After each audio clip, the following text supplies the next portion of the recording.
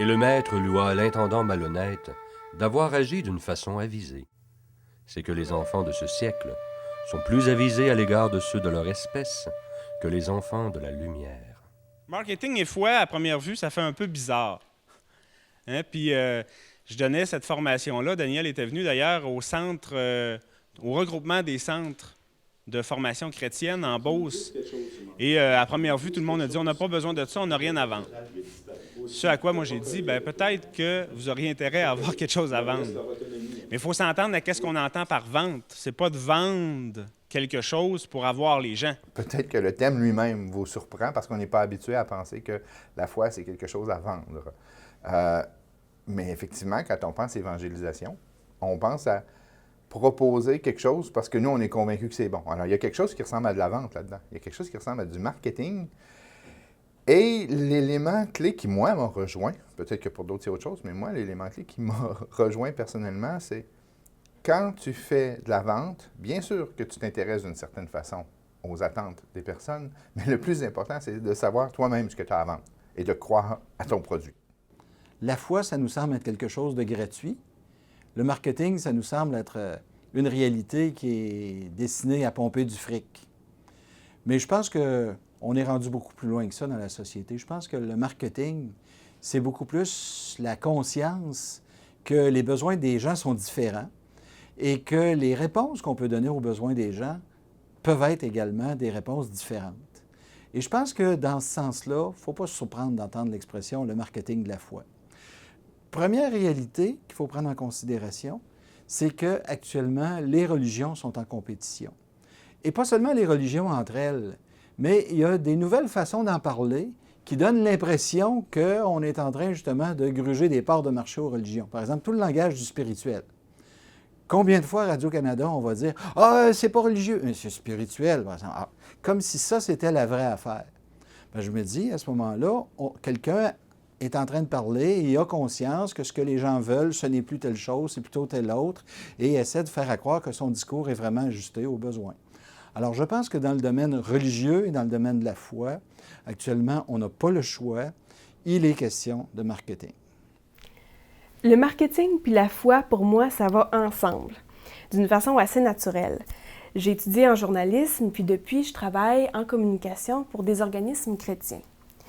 Donc, je me situe en plein dans cet enjeu de transmettre, de partager quelque chose qui m'habite, en l'occurrence mes valeurs chrétiennes, ma foi, et d'une façon recevable pour mes contemporains.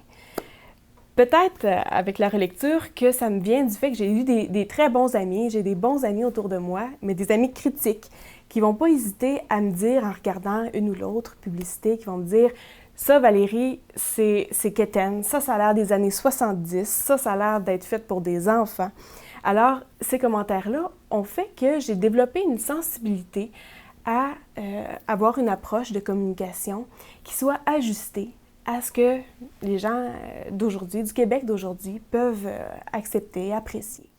Notre problème, c'est que la religion catholique est une religion très, très, très dense, très, très, très riche.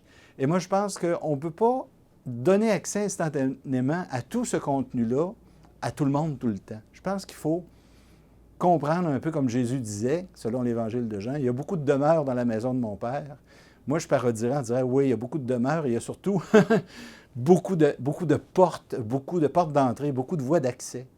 Et le marketing, dans le fond, ça nous rend plus conscients qu'on peut aménager toutes sortes de portes d'accès.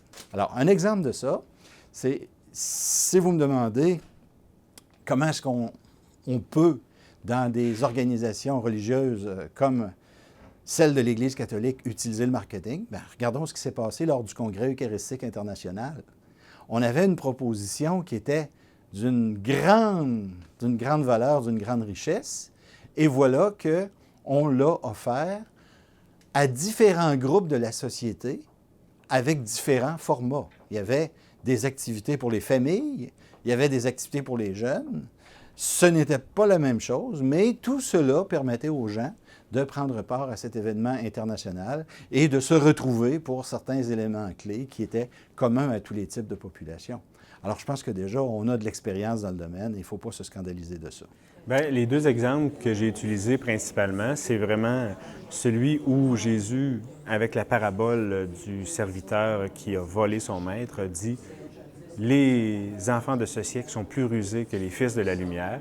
Alors moi, je pense qu'on a une réflexion à faire pour devenir aussi rusés que les enfants de ce siècle, et le marketing en fait partie.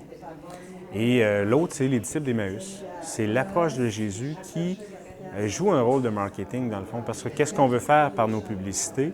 C'est un peu ce que Jésus a fait, c'est réussir à s'approcher des gens comme Jésus auprès des disciples d'Emmaüs, de faire qu'ils s'arrêtent, qu'ils nous invitent chez eux. Finalement, on veut rentrer dans la maison des gens, on veut rentrer dans le cœur des gens pour pouvoir leur ouvrir les yeux sur un message, sur quelque chose qui sont des convictions pour nous, puis une croyance. Alors, dans ce sens-là, bien, c'est tout le processus du marketing qui est derrière ça. La beauté avec un grand B va occuper une grande place dans les communications parce que c'est un langage qui rejoint, qui touche et qui dépasse bien des frontières. Il me semble que ça serait naturel pour l'Église de mieux intégrer l'art, la beauté, dans sa façon de se dire. Une affiche qui est belle va susciter une émotion qui peut-être va initier une démarche, va mettre en marche la personne.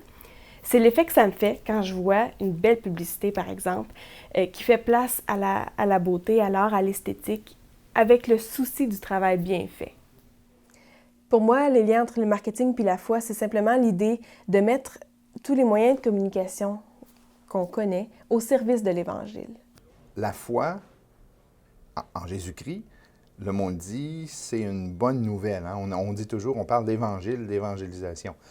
Alors, il y a quelque chose qui est proche, à tout le moins, même si ce n'est pas du marketing au sens commercial de la chose, il y a quelque chose de proche. Il y a quelque chose de l'idée que je suis convaincu de quelque chose, et non seulement je suis convaincu de quelque chose, mais je suis convaincu que ce serait bon pour toi aussi. Alors, il y a quelque chose d'une opération d'aider quelqu'un à acheter ça, entre guillemets, comme quelque chose qui serait bon pour lui. Alors, on peut pas, c'est pas étranger à une certaine dynamique de marketing au sens de proposition de quelque chose de bon. Alors, moi, je peux pas dire que ça me heurte, cette idée qu'on fasse une réflexion sur marketing et foi. Il faut cadrer ça comme il faut pour qu'on comprenne qu'il ne s'agit pas juste d'une question commerciale, mais il y a une opération de proposition de quelque chose de bon pour toi. Les sciences du marketing, c'est un ensemble de techniques, c'est un ensemble de connaissances, c'est un ensemble de manières de se comporter.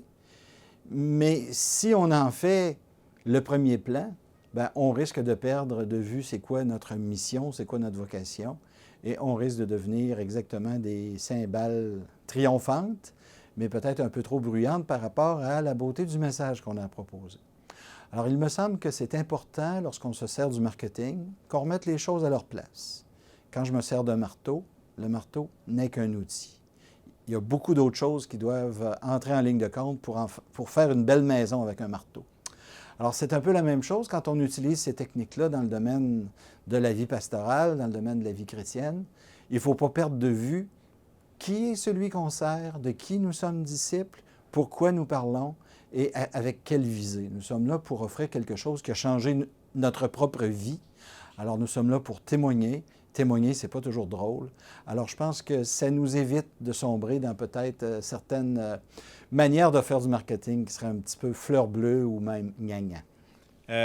Les jeunes, on disait, nous autres, on a besoin de formation, on a besoin de ressourcement. Et nous autres, on est partis de là, on va faire des choses comme ça. On leur a envoyé ça, il n'y a personne qui est venu à rien. On a besoin de plus de communication entre les mouvements jeunesse. Il n'y a personne qui venait. Parce que le besoin, il dit une chose, mais ça ne veut pas dire ça veut pas dire que parce qu'on a un besoin, on va prendre le temps de le satisfaire. Parce qu'il y a peut-être, au-delà de ce besoin-là, d'autres besoins que la personne trouve plus prioritaires, puis qui fait qu'elle ne viendra pas. Puis dans le contexte d'aujourd'hui, on le sait, là, le besoin de spiritualité, on le sent que c'est là, mais ce n'est pas prioritaire nécessairement pour l'ensemble de la population, mettons. Donc, nous, on a un travail à faire là-dessus pour dire qu'est-ce qui ferait que tu viendrais vraiment? Puis là, les gens peuvent nous dire, bien moi, si c'est un projet que tu me proposes, ça ne m'intéresse pas. Mais il me semble que si moi, je pouvais penser le projet puis le faire. Nous autres, il y a des jeunes qui nous ont dit ça. Donc, on s'est dit, bon, ben, c'est quoi le projet que tu aimerais faire? Et c'est ça qui a fait qu'on a fait des albums de musique puis qu'on a fait plein de choses que d'autres se demandaient qu'est-ce qui se passait. Puis là-dedans, nous autres, on évoluait, puis on se disait, où ça va nous mener, ça? On ne faisait pas de temps de prière là-dedans, là. Mais à un moment donné, on s'est rendu compte qu'après un an, tu as des jeunes qui nous disaient, hey, moi, je n'ai jamais cru en Dieu, mais là, il me semble que je suis prêt à dire que Dieu, c'est quelqu'un qui agit dans ma vie. Puis après 2 ans, 3 ans, tu as des jeunes adultes qui ont demandé la confirmation, qui ont demandé le baptême, puis c'était pas l'objectif qu'on visait, nous autres. On disait juste, on va les aider à s'épanouir. On verra où ça nous mènera. Si on crée une bonne relation avec eux autres, il y a des chances qu'eux aient le goût de s'intéresser à nous autres aussi. Il faut dire, le plus important à comprendre avant de s'intéresser à ce qu'ils ont besoin, c'est quoi que tu as à vendre? Avec la conviction que oui, ils en ont besoin. Tu n'as pas à t'intéresser, à te poser bien des questions sur leurs besoins. Si tu es convaincu qu'ils en ont besoin de la spiritualité puis de la foi et que ta façon de voir la vie, la proposition religieuse est la meilleure, parce que sinon, si ce n'est pas la meilleure, autant changer de religion. Si on appartient au Christ et à l'Église, parce qu'on est convaincu que c'est la meilleure, si on en est convaincu, on va être convaincu qu'il en a besoin lui aussi. Donc, on n'a pas besoin d'une grosse réflexion sur leurs besoins. On est convaincu au départ qu'il en a besoin. Il faut trouver la façon de le mettre en façade dans un monde où c'est pas facile, dans un monde de concurrence. On s'en va vers Noël puis on se pose des questions. Est-ce qu'on a le droit de mettre des sapins de Noël puis des crèches? C'est pas évident de proposer la foi au Christ à travers ça dans notre monde d'aujourd'hui. On a une réflexion sérieuse à faire sur les moyens de le faire, mais surtout, comme je disais, le marketing peut servir, si on le comprend bien, comme une façon de s'ancrer nous-mêmes dans ce qui goûte bon là-dedans pour devenir les vrais promoteurs. Mais en chrétien, on ne dit pas les promoteurs, on dit des témoins. Si on est convaincu de la pertinence du contenu, bien, il faut regarder si le contenant n'a pas quelque chose de rébarbatif un petit peu aussi aux gens, ou d'incompris pour les gens, de non attirant, de non... Donc, une fois que ces gens-là se disent « Ouf, enfin, on peut ouvrir les horizons », bien, il manquerait juste l'occasion de prendre ces gens-là et dire on se met ensemble, puis on porte en Église cette réflexion-là, peut-être un peu plus loin, et lentement, pas vite, faire rayonner cette réflexion-là comme une roche dans l'eau, puis dire oups, on va finir par avoir de plus en plus d'impact.